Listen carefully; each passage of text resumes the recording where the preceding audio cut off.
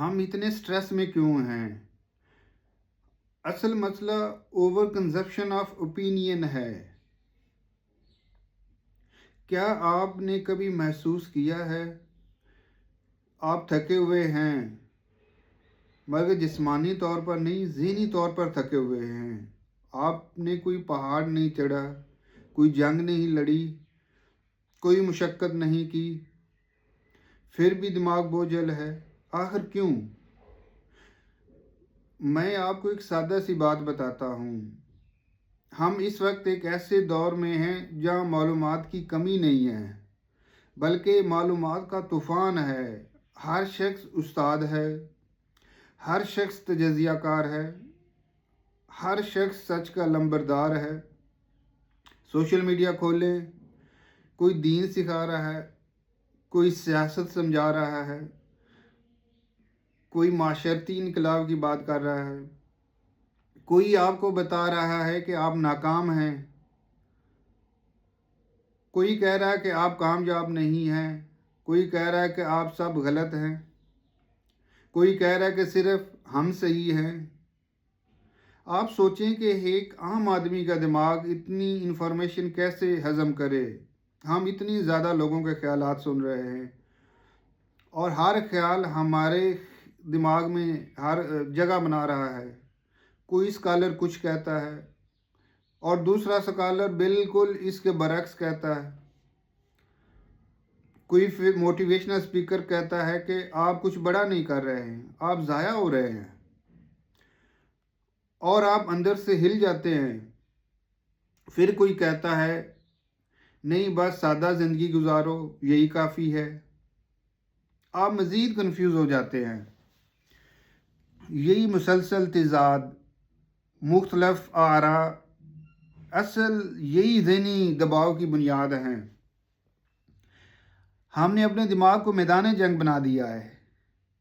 ہم روز درجنوں آراء سن رہے ہیں، لیکن ہم اپنے دل کی آواز نہیں سن رہے ہیں، اور پھر ہم کہتے ہیں ہم سٹریس میں ہیں۔ اگر آپ روزانہ 50 لوگوں کی سوچ اپنے دماغ میں ڈالیں گے تو آپ کا اپنا کیا خیال بچے گا؟ آپ تو خیال کہاں ہوگا؟ ہم نے اپنی ذہنی خوراک کو بے قابو چھوڑ دیا ہے۔ جیسے آپ روزانہ فاسٹ فوڈ کھائیں، جسم خراب ہو جاتا ہے، صحت خراب ہو جاتی ہے، ویسے ہی اگر آپ بے تحاشا خیالات، لیکچرز سنیں تو ذہن خراب ہو جاتا ہے۔ اور سب سے خطرناک چیز کیا ہے؟ جو مذہب، سیاست، اخلاقیات کے لیکچرز جو ایک دوسرے سے ٹکراتے ہیں، آپ کو لگتا ہے کہ میں صحیح ہوں یا غلط ہوں، میں کمزور ہوں یا منافق ہوں، یا میں پیچھے رہ گیا ہوں یا میں متوازن ہوں، اور آہستہ آہستہ آپ اپنی سادہ زندگی سے بھی مطمئن نہیں رہتے۔ زندگی کا اصل مقصد اتنا پیچیدہ نہیں تھا۔ ایک لمحے کے لیے رک کر سوچیں۔ اگر آپ بس اپنی جاب کریں، اپنی روزی روٹی کمائیں، اپنے گھر والوں کے ساتھ اچھا برتاؤ کریں، اپنی صحت کا خیال رکھیں، اللہ کو یاد کریں، لوگوں کو تکلیف نہ دیں، تو کیا یہ ناکافی ہے؟ کیا یہ کوئی عظیم مقصد نہیں ہے؟ ہمیں کس نے یہ سکھا دیا کہ ہر شخص کو انقلاب لانا ہے، ہر شخص کو لیڈر بننا ہے، ہر شخص کو کسی تحریک کا حصہ بننا ہے؟ کبھی کبھی سب سے بڑی کامیابی پرسکون، ذمہ دار اور بااخلاق انسان بن جانا ہے۔ ہم نے اپنی زندگی کو نظریاتی جنگ بنا دیا ہے۔ ہمیں حالانکہ اس کو توازن میں لانا تھا، متوازن بنانا تھا۔ ہر آواز، ہر لیکچر، ہر ویڈیو آپ کے لیے نہیں ہے۔ ہر لیکچر کو ڈائجسٹ کرنا آپ پر نہیں ہے۔ کبھی کبھی ذہنی سکون کا مطلب ہوتا ہے کچھ چیزوں کو نظر انداز کرنا۔ اپنی انفارمیشن ڈائٹ کام کریں، ایک وقت مقرر کریں، کتنا مواد سننا ہے، کس سے سننا ہے، اور کس چیز کو بالکل نہیں سننا. دماغ کو خاموشی بھی چاہیے ہوتی ہے. اگر آپ 1 مہینے کے لیے سوشل میڈیا کام کرتے ہیں کہ شاید جو ہمارے اندر کی اصل آواز ہے وہ ہمیں مل جائے، اور وہ آواز بھی یہی کہے کہ زندگی اتنی پیچیدہ نہیں ہے، کام کریں، عبادت کریں، فیملی کو ٹائم دیں، واک کریں، ہنسیں، سیکھیں، غلطی کریں، توبہ کریں، آگے بڑھیں. بس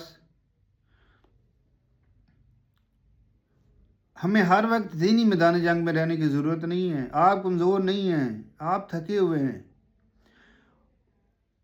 اور تھکن کا علاج مزید شور نہیں ہے بلکہ سکون ہے.